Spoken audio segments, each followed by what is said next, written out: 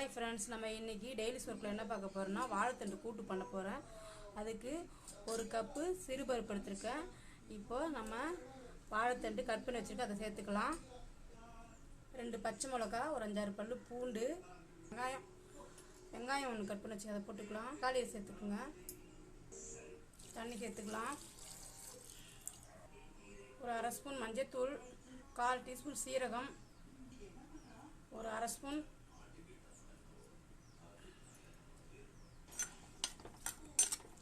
அவ்வளோதான். இது வெந்து வேகிற வரைக்கும் மூடி போட்டு வைக்கலாம். மூடி போட்டுக்கலாம். கொதிச்சிருச்சு. அவ்வளோதாங்க, பருப்பு வெந்துருச்சு. காயும் வெந்துட்டுருக்கோம். காயும் வெந்துருச்சு.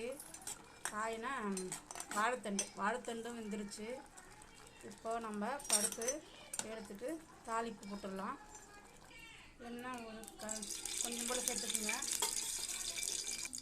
கடுகு கொஞ்சம், சோம்பு ஒரு 1/2 ஸ்பூன் போல், சீரகம் கொஞ்சம், வெங்காயம், காஞ்ச மிளகா இதை வதக்கிக்கோங்க. இப்போது பெருங்காயத்தூள் கொஞ்சம் சேர்த்துக்குங்க.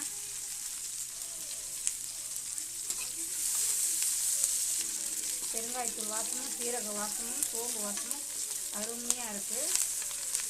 தாளிப்பு அவ்வளோதாங்க, வதங்கிடுச்சு. இப்போ நம்ம கூட்டில் போட்டுக்கலாம். அவ்வளோதாங்க, கூட்டில் போட்டுக்குவோம். பருப்பில் சேர்த்துட்டு தாளிப்பு முடிஞ்சது. இப்போ ஒரு கொதி வரணும். ஒரு கொதி வந்துச்சுன்னா அவ்வளோதாங்க, முடிஞ்சிருச்சு. அவ்வளோதாங்க, இது ஒரு கொதி வந்துச்சுன்னா இப்போ கொஞ்சம் உப்பு சேர்த்துக்கலாம். கொஞ்சம் போல் சேர்த்துக்காச்சு. அவ்வளோதாங்க, கொத்தமல்லி போட்டு இறக்கிற வேண்டியது தான். கூட்டு ரெடி ஆயிடுச்சு.